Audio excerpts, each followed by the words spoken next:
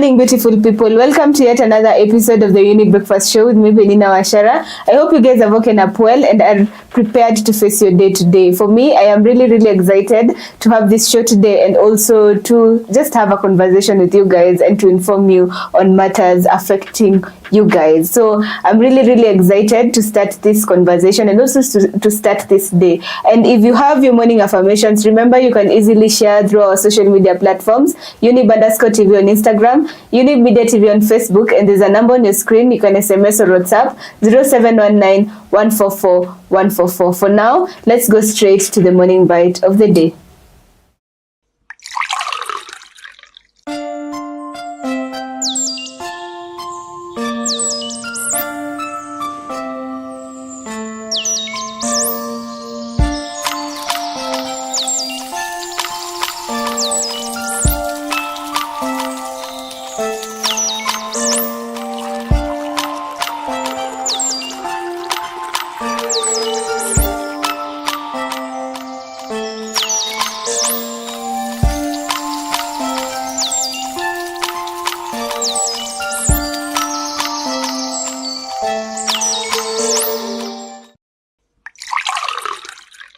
Today we'll be doing a part 2 of family relationships. I know we did family relationships quite a few episodes kitambo kiasi, but we're doing a part 2 as a follow-up from what we did during the first show. And most of the questions that we'll be asking today are questions that you guys yourselves have sent in and want our psychologist here to answer. So that is what we'll be doing today. We'll be just answering some questions that you guys have sent it when it comes to family relationship. Yeah. Today I am joined by a face that you already know. It's Mtembei Muthami. He's one of our psychologists here, and he's been working with us and also being there for us. Ungekuja psychology unampata hapo pia, like he's been part of us for the longest. But before we start on the questions of the day, remember this show is probably brought to you by Miss Ashen and the Younib organization. We're trying to reach out to the community to teach you on matters mental health and to make you just aware about all things concerning mental health. So if you need any psychological help, you can always call the number 0700 352 250 and our psychologist will help you through. So let's dive into the conversation. Good morning. Good morning. How are you feeling? I'm feeling quite okay. This is the first time I've been on a set without my colleagues. So I'm a bit nervous, but it's okay. But you're good. Yeah, how are you? I am also doing good. Thank you for asking. Okay, so let's go straight to the conversation. As I said, we are doing some follow-up questions, like our own viewers asked some questions when it comes to the topic of family relationships, and today we'll be just answering some of the questions they've been asking, okay? And some to incorporate to upon ndani. So it is just a basic of us learning and also answering their questions. So to our first question, how can families balance work and family time with demanding schedules? Well, when it comes to the balancing, there needs to be communication first things first. So everybody within the family structure needs to understand that this is what is expected of me. These are the tasks that we are supposed to accomplish. And then because maybe let's say the father works a corporate job, the mother's schedule is a bit flexible, and the kids maybe they go to school and then they come back home. You see now whenever there's somebody in the house, there's always there could be the aspect of, oh, hey, this is what is expected of you to do. Now that you're free in the house, do this, maybe clean the dishes, maybe make sure the house is looking okay, and then maybe the mom is in charge of the groceries on her way from work, and then the dad maybe picks up some maybe food for the dog or something, you know. So it's all about knowing. I'm having the conversation of what is it within my schedule, maybe on my way to work, on my way back to work, what can I do that is going to ease the balance, ease the workload when it comes to the family setting. And then now, because of once there's that delegation of duties, you'll find that it's easier to manage the chores, it's easier to even spend time together, because maybe on my way to school, I'll get to hang out with my dad or the mother, and then maybe they'll drop me off at school, or maybe they'll drop drop me off at town. So there's that time that's time that you get to spend together. Maybe when you're running errands, maybe there's the whole phone call. Which brand of what would you want? Or maybe which do we get the red onions? Do we get white onions? You know, there's that small interaction maybe with whoever is in charge of the cooking. So it's all about communication and delegating the duties that need to be done within the family setting to make sure that everything is doing okay, and then everybody is not feeling overwhelmed. So it's just for the family to just sit down and delegate duties, okay? So what strategies can help families manage financial stress and budgeting issues? When it comes to financial issues, it's very tricky. We don't like talking about money, but I'm a firm believer of the conversations that you're not willing to have are the conversations that you're really supposed to be having. So the first things first is to sit down as a family, talk about the priorities, you know. There's no way that we are going to be eating pasta every single night.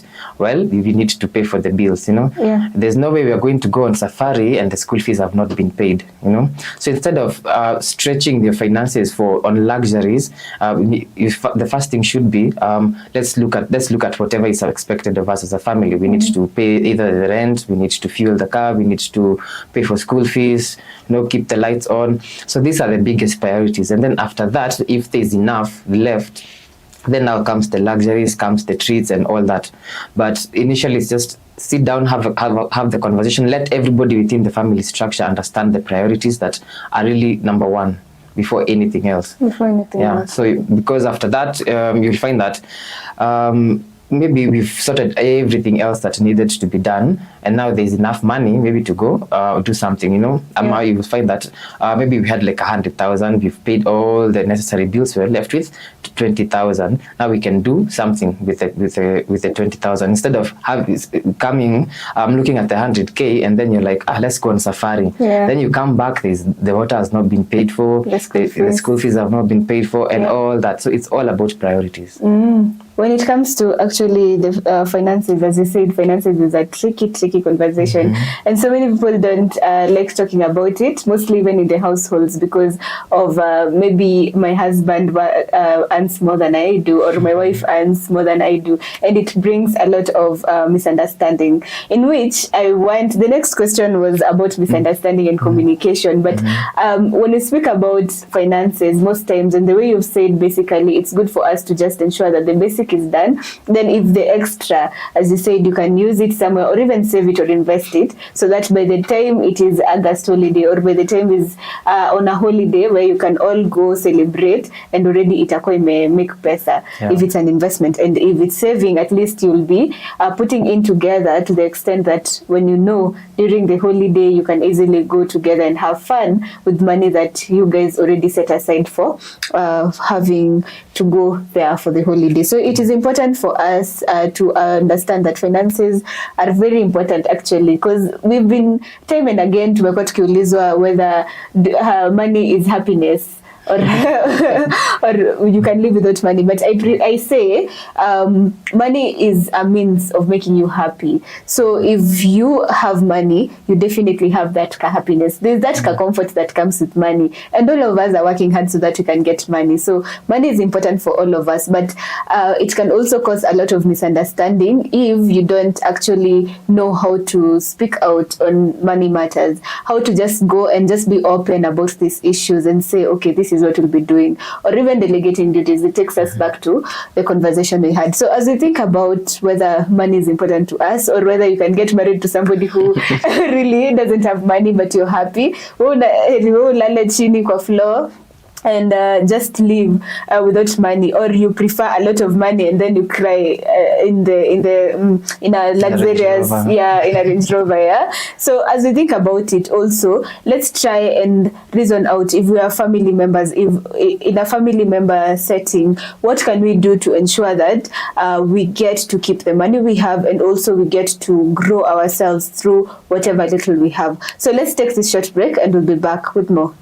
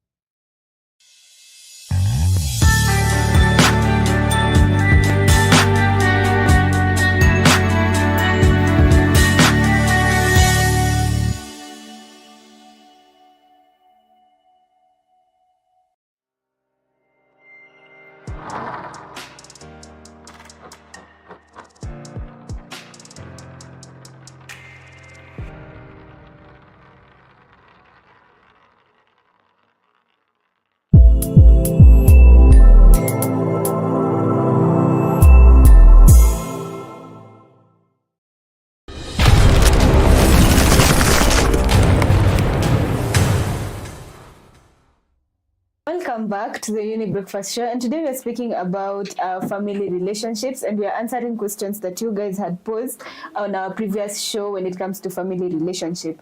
And today we are joined by a psychologist, Muthami, to help us be able to answer these questions, right? Before the break, I had said that communication has been always a problem. Even before, tumeshinda tu tukipata questions about communication. How best can I be able to communicate to my partner? How best can I be able to communicate to my family members? And I think this is something that we need to keep on talking about so that people can also understand it. So the next question is, how can family members improve communication to avoid misunderstanding? Right. So with communication is a two-way traffic, you know. And not all conversation is supposed to be verbal, you know. It's as easy as writing a text. It's as easy as saying it out loud. But the most important thing is to understand that it's a two-way traffic. That means mimi siwezi jua whatever you think without you having to communicate. Yeah. But the best way is to think about the consequences of you not having proper communication skills.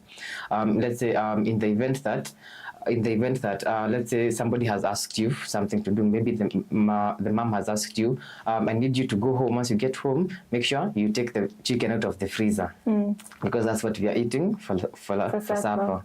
But then now you leave out the part that you're not at home, you're in a different county because you don't want to get into trouble. So you try and make sure that maybe you're home on time, alafu unapata mama alimfika mbele yako.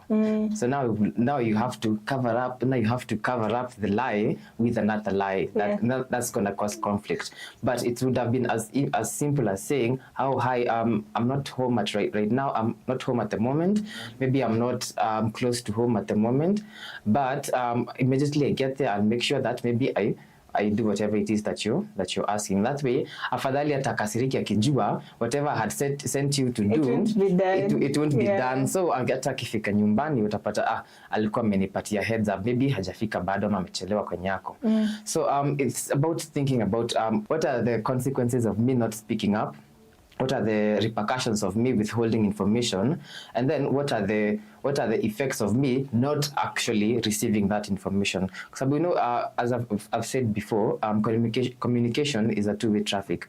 So if I'm always stonewalling you, if I'm always like mimi sitakai kuongea na sistangu, when it comes to money matters asiniongeleshe, when it comes to doing the dishes asiniongeleshe, sitaki kujua. So if you're putting up that wall, you'll find that it's hard for people to communicate to you.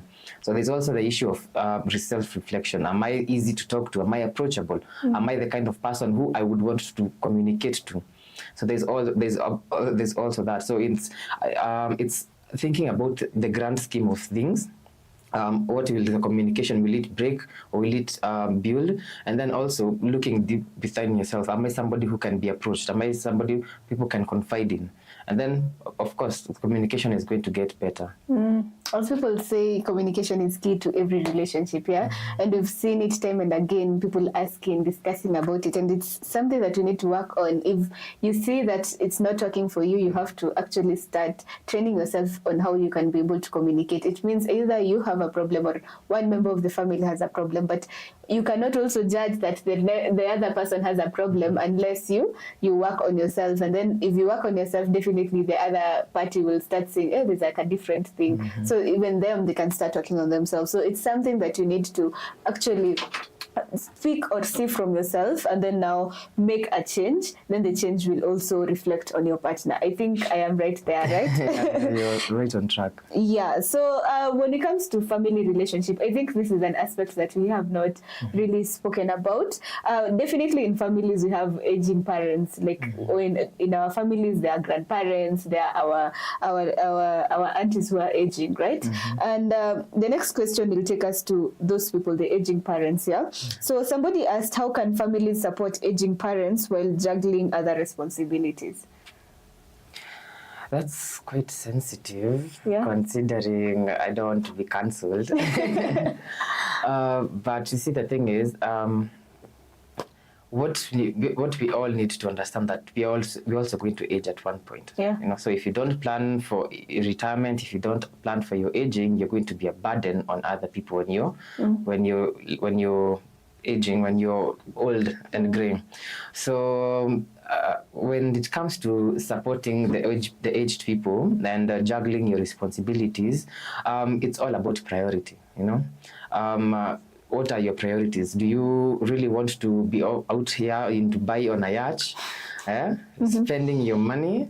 Ama, do you really want to spend the little time that you have left with your grandma or your grandpa or whoever it is that is aging? So it's all about your priorities in life, you know. And in as much as it pains, I mean, it's hard to say, priorities are usually sometimes misplaced. You'll find that the rich auntie doesn't want to come home because she wants to roll with the affluent in society. So you'll find that the people who have low economic incomes, the people who are from a low income are the ones who actually take up the burden, because they're always there. They work flexible jobs, you know. They are always around the aged people because they're not moving up around a lot. So when it comes to juggling everything, it's easy. The first thing is to make sure that the aged people understand that you also have your responsibilities, you know. You need to put clothes on your back, you need to educate your children and all that, you know. So for them to understand that you're not always going to be there and you're not always going to fulfill their desires, it goes a long way for them to not feel disappointed, you know. Sometimes when people when the communication is not there, you will just be like, watoto wangu nilipata watoto wakaenda, you know. But sasa if the children, you find that the children or the grandkids, they're always communicating to them, maybe just they check up on them once in a while, just keep the aging people, the aging relatives updates on their lives, you'll find that they're going to understand that maybe these kids are doing actually better, they are doing well for themselves, their lives are busy, and that's why maybe they're not coming here. So instead of kunyamaza too, it's better to communicate that. Also to make sure that the aging parents or the relatives, they understand that you need to put you first, Pierre. But don't be too hard about it. Don't be like, no, I can't come to see you because of this and this, you know. Because, you know, when people age, they become like children again. It's easy for them to throw tantrums. So you have to be very soft with them. So I don't think I can add anything there actually. Our professional has already spoken about it. So, you know, we are very big on mental health specifically. This is why we are having these discussions. And somebody asked, how can families support members dealing with mental health challenges like depression or anxiety? The first thing, what I'd say first is to educate yourself, you know. There's no way you can be there for somebody who has an issue and you don't know anything about the issue. So if you hear what comes to your mind when you hear the word depression, what comes into your mind when you hear anxiety, when you hear bipolar, are they the same? What do I know about this? You know, because if you have no idea of what they are struggling, sometimes you're going to miss the signs. You might find somebody is crying hysterically. Hysterically. You might find that somebody is crying, and then they're crying, they have cuddled themselves, maybe they're shaking, and then you're like, unasikia baridi. Then now, because they don't want to explain to you what it happens, there's the whole issue of, I'm feeling ashamed to talk about this, you know. But then if you're well educated on the issues, you'll find that, whenever my sister is anxious, this is how she behaves. Whenever she's feeling really low, she doesn't leave. Whenever she's having a depressive episode, she doesn't leave the room, she doesn't close the curtains. Whenever my brother is manic, he doesn't come home for like 3 days, and he's coming home late, he's all over the place, you know. So once you're better versed with knowing the signs and symptoms of these conditions, that's where you can be able to pick up on them and then maybe act on it before it becomes a whole situation. The other thing is to make sure that you're also a safe space. You know? There's no way that you're going to support other people who are suffering with issues and yet they don't feel safe around you.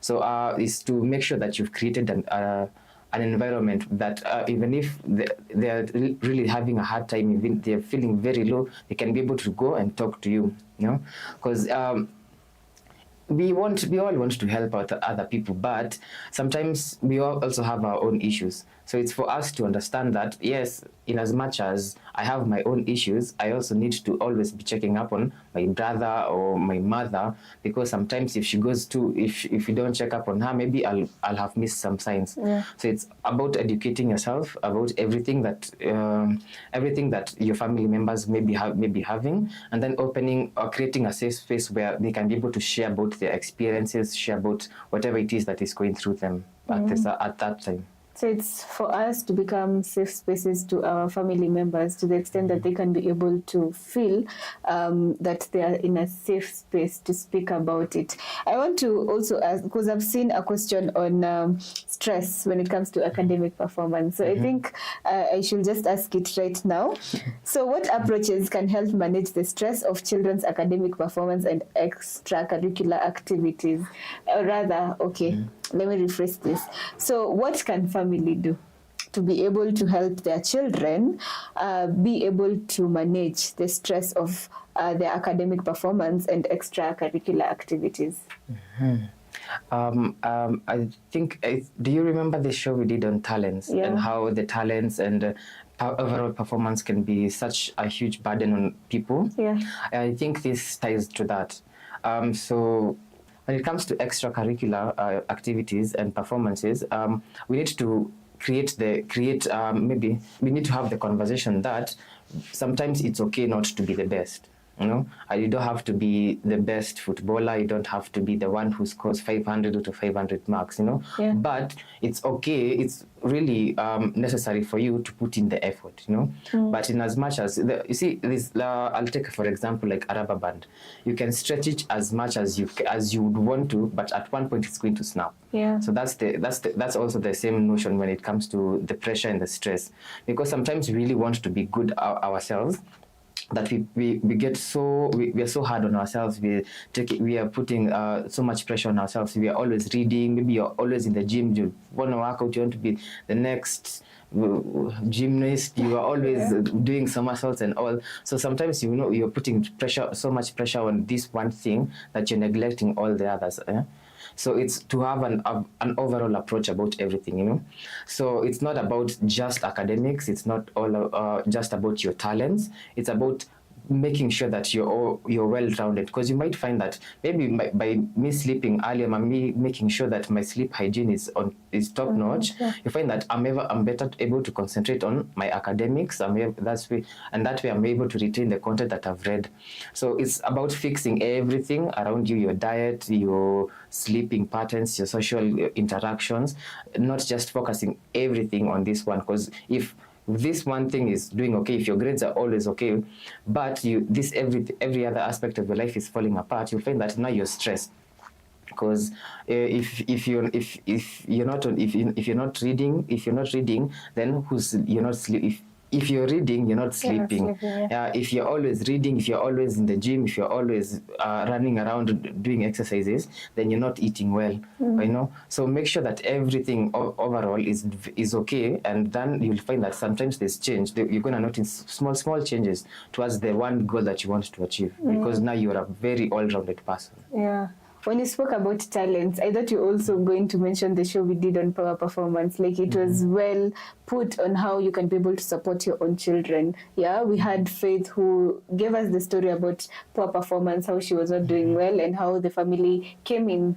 So I think if you can actually think about it, if you are a family or a parent who is trying to figure out that, you can always go to that show also. And also the show for talent, because we actually spoke about extracurricular activities which can be able to help you, your child overall, and also to help you you can be able to maintain or to just create an environment for your child to just have a good place to speak about it, right? So as we think about that, nakama unaweza chukua break uende like your conversation the shows we did on talent and also on poor performance, so that you can be able, after tumemaliza hii show, unarudi hapo na watch, sawa? So for you to get help, you can do that during this break. And for now, let's take this short break and we'll be back with more.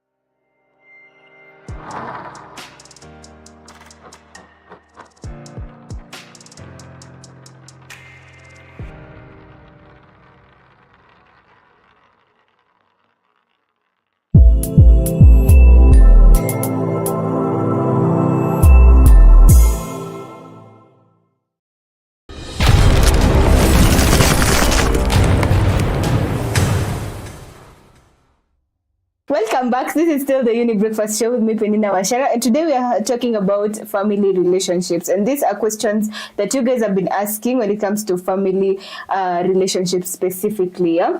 And these are the questions we are answering today. Yeah? I hope you are really relaxed. Tumeshika kahawa kako ama kachai kako ukisikiza hii conversation as you learn more about family. Remember, you can always interact with us through our social media platform, Younib_TV on Instagram, Younib Media TV on Facebook, and there's a number on your screen. You can SMS or WhatsApp 0719 144 144. If you need any psychological help, you can always call our psychologist through the number 0700 352 250, and they will be able to help you. Coming back to the viewer's question, I'll read the next one.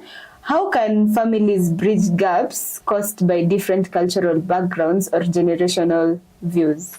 That's interesting. It's quite interesting. Yeah. It's interesting because of the fact that there's always going to be generational gaps, because there's no way you're going to be the same age as your parents. You're not going to be the same age. They are not going to be the same age as their parents. You're not going to be. It makes sense for a family not to be everybody is 13 years old, everybody is 12 years old, because there's gaps. And then every single person, I'm a firm believer of no child is parented by the same parent. Because let's say, case in point, there's this parent who got their first child, maybe let's say at 22. Then they got their second child at 27, and then maybe 30. So the different ideologies that they have raising this kid, the firstborn, are not the same ideologies that they have with the second one or the third one. So in as much as yes, these three siblings, they were raised by the same parents, they were not really raised by the same parent, because times are changing, technology is being incorporated. So maybe the first one, maybe they had it rough because it was like kiboko. Maybe then the last one ako like mzai ashachoka amekuwa, so aka last born kamekuwa pia kasofti, but then now because of those gaps, you find that sometimes the first child wants to become the deputy parents to the last one, or to the second one and the last one, because I like, hey, no, daddy is too soft on you. No, mommy is too soft on you. I mean, I had it tough when I was growing up. So having that conversation at home is really essential in making sure that everybody understands their place, everybody understands where everyone else is coming from. Because maybe the youngest child, maybe the youngest child, without that conversation anaweza kuwa nafikiria but my firstborn wetu anapanga tu sijui aje, anajionanga amekuwa mkubwa sana. But now you see the kid does not understand that this sibling was raised differently by the same parents that they share. And when it comes to the culture, it's important to have these conversations. There's no way. They say that you cannot teach an old dog new tricks. But maybe you could teach the old dog how to cope with the new tricks. Create a safe space where they're like, oh, maybe this is how life is right now. There's the use of phones, there's the use of hairstyles, there's different ways of communicating. There's the whole astrology aspect. So the old people, the parents, maybe the grandparents, not going to understand that. But now you see they're going to be like, no, you've become too westernized, But then there's also the need to have that conversation. Tell them life is better because we have decided to incorporate these different cultures from other people. We are still true to ourselves. We're still genuinely African, but it doesn't hurt to try new things and maybe accept, incorporate some other new aspects from other cultures, other people into your life if it's for the better. So it's for people to just get to adapt new tricks, new ways of coping, and to help each other as a family. By the way, when you're saying about firstborns, I just remembered how I've seen so many people, so many firstborns really acting up the role. Even the mom is not strict to the lastborn, like to the extent that the lastborn may just be doing whatever they're doing when the mom tells them stop. But they will continue doing whatever they're doing. But if the firstborn comes and says, stop, what are you doing? They're even scared, more scared even of the firstborn more than the parents themselves. So it's something that we have seen. And parents kind of get sweeter with time. To the lastborn, ndo anampenda sana, anamwonyesha wewe ni mayai yangu. So you see, so it all evolves. But I remember being told that our parents are also learning to become parents, you know. Yeah. There's no manual walipewa ati, oh, you're becoming a parent. So it is up to us to actually find your part, your heart, the soft part in our hearts, to be able to accommodate them, because they're ours and they're also learning, and also if you want to become a parent, you will also be learning, either through many other people or also by actions, because experience is always the best teacher, right? It's good for us to actually have that soft spot for our parents, right?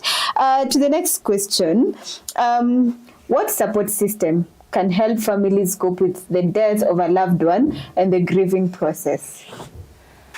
Okay, the thing with grief is that everybody grieves differently. You know, we all have our coping mechanism. Some people like to go away, just leave their whole compound, you know, out of sight, out of mind. Some love to be there and feel it all, so that they completely heal and then maybe learn to cope with it. Some totally disassociate, you know. But you see, it's quite tricky in the event where this is the first loved person who has passed away. So there's no point of reference for the family when it comes to like, oh, maybe last time when this happened, this person broke down, huyu mwingine alifaint, this one alienda tu. No, so when it's the first one, when it's the first loss, it's a bit tricky, because now you're learning different aspects of people for the first time, you know. So it's for the family to be very supportive, you know. In as much as everybody is feeling the pain, let's all come together and feel that pain together, you know. Let's talk about it. Let's table this conversation. No, let's table this conversation, and everybody gets to share how they're feeling, what they would want for other people to do. Some people, you find that some people don't want to be talked to. Some people just want you to stay there. Some people actually want you to tell them stories, tell them jokes, you know, totally get their mind away from that. So it's for the family to pick up on these small cues, you know. If somebody has been too quiet for like the past a couple of hours, check in, how are they doing, you know, how are you doing? You know, talk to people about your feelings, and in as much as you're talking, because they're also grieving, make sure that you're also listening to them. You know, sometimes you can even engage in activities. You know, instead of letting all the people who come to help out with the family, maybe you could decide, let me go out with some of them. Let's go maybe get the groceries. Let's go run these errands. You know, just to make sure that you're not too immersed by the loss, because if you get sucked in too much, then maybe that could be a recipe for depression, and that could be a recipe for depression. I hope mwenye na kati hizi vitu mzee kuna kazi. Ni mimi. Wewe kazi. Ongea tu kunipea kazi hapa. Arepisi. Arepisi. Hayuko hapo wewe ndio na recipe. Haya. Cheka hivyo. Bana rudia recipe. Okay. And that could be a recipe for disaster. Okay. Because that could be a recipe for depression, and we don't want it to get there. So it's important for just the family to be close to each other during that time, and just to check on each other, yeah? And it's important anyway. Hapo sitaongea mimi. Yeah. Okay, so to our final question of the day, what are effective ways to maintain close relationships with family members who live far away? Well, that's interesting because how far away are they living? Are they living in a different country? Are they living in a different county? Are they living in a different house? You know? So it's about, sometimes it's about the distance, you know, because if you're on the same time zone, that means that maybe it's easier for you to navigate, you know, so you can plan a road trip, like, oh, this weekend sisi tunaishi Nairobi, but next weekend maybe you can go see Auntie Georgina who lives in Nakuru and see the cousins and all that, you know. But in the event where they live in a different country, they live in a different continent altogether, there's the issue of calling, you know. So call them whenever you can. Make sure that there's the agreed time, because, you know, there's different time zones, you know.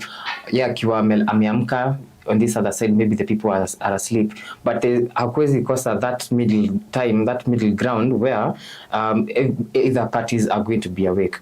So it's for you to figure out what time works best for both parties, so that you can have a phone call, have a conversation. Sometimes it's become easier of late to send parcels and send postcards and envelopes or mail, you know. Send them random gifts, you know. Send them care packages, you know, something to remind them that you still care, something to remind them of home, you know. So because once they see small things lying around in the house, they'll be like, this was a gift from my grandma, this was a gift from my sister. So as much as you're not communicating verbally, there's also those aspects of sentimentality. Like they still care about me because I am able to wear this sweater because they shipped it out for me, you know. So it's all about the small acts of compassion, acts of love that go a long way towards making sure that the ties are not severed. I hope we've gotten to answer your questions, guys, and I know they were quite a lot, but we've been able to actually summarize some of the questions and also answer them to help you guys out when it comes to family relationship. Thank you so much, Mtembei, for helping us cover that. And I feel like we are now more enlightened on the matter at hand. On our questions, I feel like we've gotten the answers, the right answers, yeah, and we've gotten to learn more. As I usually say, it's good for you to always share this to somebody who you feel like atafaidika, yeah, who they can find help from these conversations we do. Remember, this show is proudly brought to you by Miss You Ashan and the Younib organization, and we're trying to reach out to our community to teach you on matters mental health and to also help you guys when it comes to your mental health well-being. Remember, if you need any psychological help, you can always call the number 0700-352-250, and our psychologist here will be able to help you out on issues concerning your mental health. So guys, I've been your host, Peninah Wachera, but before I even leave, I'd like to send my gratitude to everyone who has made this show a success. Thank you to our director, Elias Mushina, and to our videographers or our camera people. We have Jonte and also Dante. Hizo majina zinanichanganya kidogo, but they are the people here who have been behind the camera. So thank you so much for the work you've done. And to you, our viewers, thank you for always watching us and for always sharing our own shows so that they can be able to help other people out there. So until next time, do have a beautiful day ahead. Goodbye.